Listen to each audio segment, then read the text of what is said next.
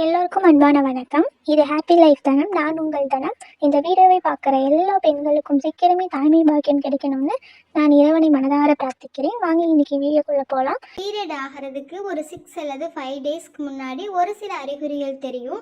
அந்த அறிகுறியை வச்சு நம்ம ப்ரெக்னெண்ட்டாக இருக்கோமா அப்படிங்கிறத தெரிஞ்சுக்கிறத பற்றி தான் பார்க்க போகிறோம்.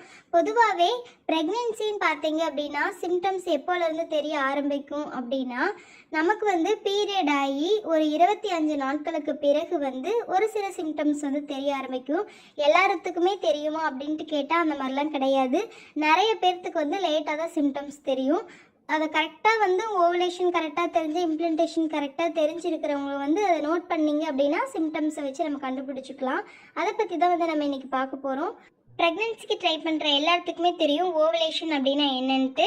நீங்கள் பீரியட் ஆனதுலேருந்து 14வது நாள்லேருந்து 19வது நாட்களுக்குள்ளே தான் உங்களுடைய கருமொட்டை வெடித்து வெளிவர நாள். இந்த நாட்களில் ஸ்பெர்ம் சேர்றப்போ அதுதான் பேபியாக உருவாகுது.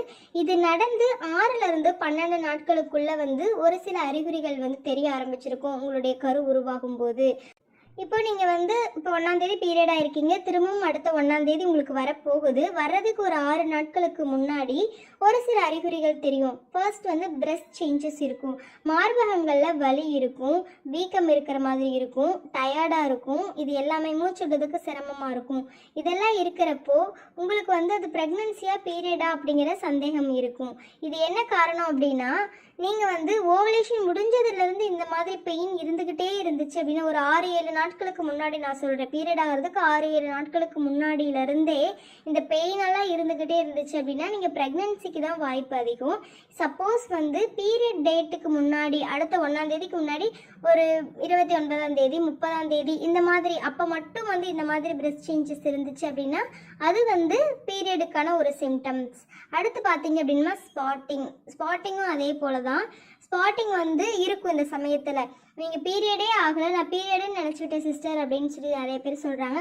லைட்டாக 1 or 2 ட்ராப்ஸ் எந்த விதமான ஸ்டொமக் பெயினும் இல்லாமல் இருந்துச்சு அப்படின்னா அது ஒரு ப்ரெக்னன்சியோட சிம்டம்ஸ் அப்படிங்களா. இந்த இம்ப்ளிமெண்டேஷன் நடக்கும்போது வரக்கூடிய ஒரு சிம்டம்ஸ் தான் இந்த ஸ்பாட்டிங். ஒரு ப்ரௌன் கலர் டிஸ்சார்ஜ் மாதிரி இருக்கும்.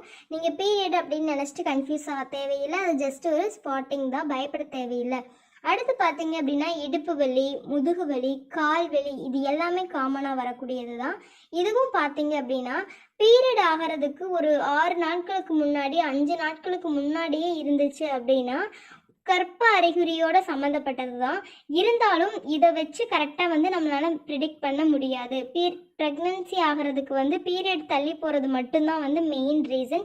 பீரியட் தள்ளி போய் உங்களுக்கு இந்த இடுப்பு வலி, கால் வலி இது எல்லாம் இருந்துச்சுன்னா அது ப்ரெக்னன்சியோட சிம்டம்ஸாக நம்ம எடுத்துக்கலாம். இந்த 3 பெயினையுமே பார்த்தீங்க அப்படின்னா பீரியடுக்கும் இருக்கும், ப்ரெக்னன்சிக்கு இருக்கும்.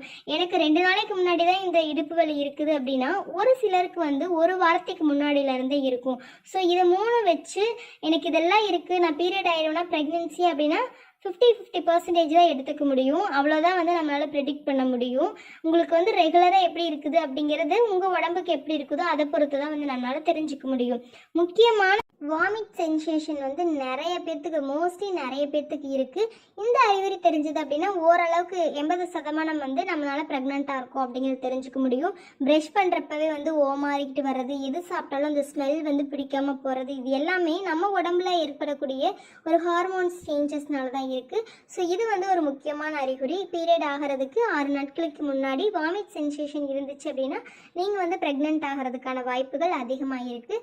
அடுத்து பார்த்தீங்க அப்படின்னா ஒயிட் டிஸ்சார்ஜும் அதே போல தான். வெர்ஜினா ட்ரையாக இருந்துட்டு அதுக்கப்புறமா திடீர்னு உங்களுக்கு ஒயிட் டிஸ்சார்ஜ் இருந்துச்சு அப்படின்னா நீங்கள் பீரியட் ஆக போகிறதுக்கான ஒரு சிம்டம்ஸ் ஒரு 2-3 டேஸ்க்கு முன்னாடி இருக்கும்.